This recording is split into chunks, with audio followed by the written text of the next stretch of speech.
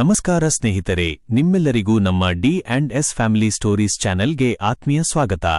ಇವತ್ತು ನಾವು ಪ್ರತಿಯೊಬ್ಬರ ಜೀವನವನ್ನೇ ಬದಲಿಸಬಲ್ಲ ಅತಿ ಶಕ್ತಿಯುತವಾದ ತುಳಸಿ ಗಿಡದ ಕೆಲವು ರಹಸ್ಯ ಪರಿಹಾರಗಳ ಬಗ್ಗೆ ತಿಳಿದುಕೊಳ್ಳೋಣ.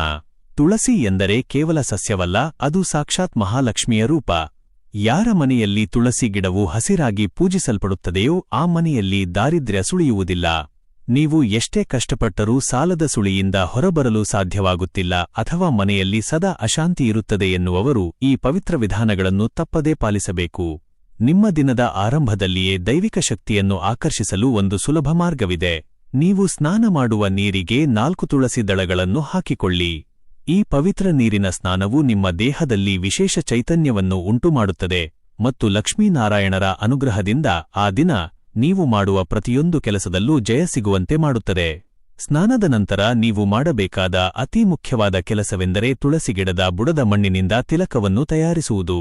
ತುಳಸಿ ಗಿಡದ ಬುಡದಲ್ಲಿರುವ ಪವಿತ್ರ ಮಣ್ಣಿಗೆ ಸ್ವಲ್ಪ ಹಸಿ ಹಾಲು ಮತ್ತು ಗಂಧವನ್ನು ಬೆರೆಸಿ ಹಣೆಯ ಮೇಲೆ ತಿಲಕವಾಗಿ ಧರಿಸಿ ಕೆಲಸಕ್ಕೆ ಹೊರಡಿ. ಇದನ್ನು ಮನೆಯ ಯಜಮಾನ ಅಥವಾ ವಿದ್ಯಾರ್ಥಿಗಳು ಧರಿಸುವುದರಿಂದ ಜನವಶ ಮತ್ತು ಧನವಶ ಉಂಟಾಗುತ್ತದೆ. ಅಷ್ಟೇ ಅಲ್ಲದೆ ವಾರಕ್ಕೆ ಕನಿಷ್ಠ 3 ಬಾರಿಯಾದರೂ ಈ ಪವಿತ್ರ ಮಣ್ಣಿನಿಂದ ನಿಮ್ಮ ಮನೆಯ ಮುಖ್ಯದ್ವಾರದ ಮೇಲೆ ಸ್ವಸ್ತಿಕ್ ಚಿಹ್ನೆಯನ್ನು ಬರೆಯಿರಿ.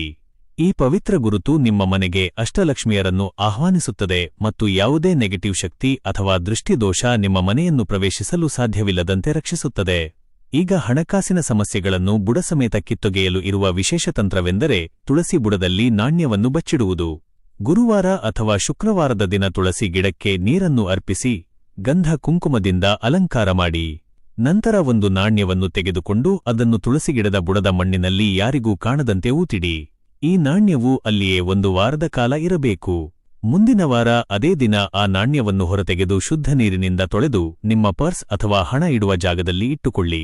ಇದು ನಿಮ್ಮ ಜೀವನದಲ್ಲಿ ಆರ್ಥಿಕ ಅರಿವನ್ನು ಹೆಚ್ಚಿಸುತ್ತದೆ ಮತ್ತು ವ್ಯರ್ಥ ಖರ್ಚುಗಳಿಗೆ ಕಡಿವಾಣ ಹಾಕುತ್ತದೆ. ತುಳಸಿಯ ದೈವಶಕ್ತಿಯಿಂದ ಬಡತನವು ಕ್ರಮಕ್ರಮವಾಗಿ ದೂರವಾಗಿ ಅದೃಷ್ಟವು ನಿಮ್ಮನ್ನು ಹುಡುಕಿಕೊಂಡು ಬರುತ್ತದೆ. ಇನ್ನು ನಿಮ್ಮ ಮನಸ್ಸಿನಲ್ಲಿರುವ ಅತಿ ಕಠಿಣವಾದ ಕೋರಿಕೆಗಳು ಈಡೇರಲು ಅರಳಿ ಎಲೆಯ ಸಹಾಯವನ್ನು ಪಡೆಯಬಹುದು. ಗುರುವಾರ ಅಥವಾ ಶುಕ್ರವಾರದ ದಿನ ಅರಳಿ ಮರಕ್ಕೆ ನೀರನ್ನು ಅರ್ಪಿಸಿ ಅಲ್ಲಿಯೇ ಕೆಳಗೆ ಬಿದ್ದಿರುವ ಒಂದು ಎಲೆ ಮತ್ತು ಸಣ್ಣ ಕಡ್ಡಿಯನ್ನು ಮನೆಗೆ ತನ್ನಿ. ಆ ಎಲೆಯನ್ನು ತೊಳೆದು ಅರಿಶಿಣದ ಲೇಪನದಿಂದ ಅರಳಿ ಕಡ್ಡಿಯ ಸಹಾಯದೊಂದಿಗೆ ಎಲೆಯ ಮೇಲೆ ಓಂ ಎಂದು ಬರೆಯಿರಿ. ಅದರ ಕೆಳಭಾಗದಲ್ಲಿ ನಿಮ್ಮ ಮನದಾಸೆಯನ್ನು ಬರೆಯಿರಿ. ಸಾಲ ತೀರಿಸಬೇಕಿದ್ದರೆ ಸಾಲ ಮುಕ್ತಿ ಎಂದು ಅಥವಾ ಉದ್ಯೋಗ ಬೇಕಿದ್ದರೆ ಉದ್ಯೋಗ ಪ್ರಾಪ್ತಿ ಎಂದು ಬರೆಯಿರಿ. ಈ ಎಲೆಯನ್ನು ಪೂರ್ಣದಿನ ದೇವರ ಕೋಣೆಯಲ್ಲಿ ಇಟ್ಟು ಪೂಜಿಸಿ ಸಂಜೆ ಅದನ್ನು ಮೌನವಾಗಿ ಹರಿಯುವ ನೀರಿಗೆ ಅಥವಾ ಯಾವುದಾದರೂ ಮರದ ಕೆಳಗೆ ಇಟ್ಟು ಬನ್ನಿ. ಈ ಪರಿಹಾರವನ್ನು ಮಾಡಿದಾಗ ನಿಮ್ಮ ಆಲೋಚನೆಗಳಿಗೆ ಒಂದು ಅದ್ಭುತ ಶಕ್ತಿ ಬರುತ್ತದೆ ಮತ್ತು ಅಂದುಕೊಂಡ ಕೆಲಸಗಳು ಅಡೆತಡೆಯಿಲ್ಲದೆ ನೆರವೇರುತ್ತವೆ. ಇಂದೇ ಈ ಸರಳ ತಂತ್ರಗಳನ್ನು ಅಳವಡಿಸಿಕೊಳ್ಳಿ ಮತ್ತು ನಿಮ್ಮ ಜೀವನದ ಬದಲಾವಣೆಯನ್ನು ನೀವೇ ಗಮನಿಸಿ. ಇಂತಹ ಇನ್ನೂ ಹೆಚ್ಚಿನ ಮಾಹಿತಿಗಳಿಗಾಗಿ ನಮ್ಮ ಡಿ&ಎಸ್ ಫ್ಯಾಮಿಲಿ ಸ್ಟೋರೀಸ್ ಚಾನೆಲ್ಗೆ ಈಗಲೇ ಸಬ್ಸ್ಕ್ರೈಬ್ ಆಗಿ. ಈ ಮಾಹಿತಿ ಇಷ್ಟವಾಗಿದ್ದರೆ ವಿಡಿಯೋವನ್ನು ಲೈಕ್ ಮಾಡಿ ಮತ್ತು ಶೇರ್ ಮಾಡಿ. ಮತ್ತೆ ಸಿಗೋಣ ಮುಂದಿನ ವಿಡಿಯೋದಲ್ಲಿ. ಧನ್ಯವಾದಗಳು.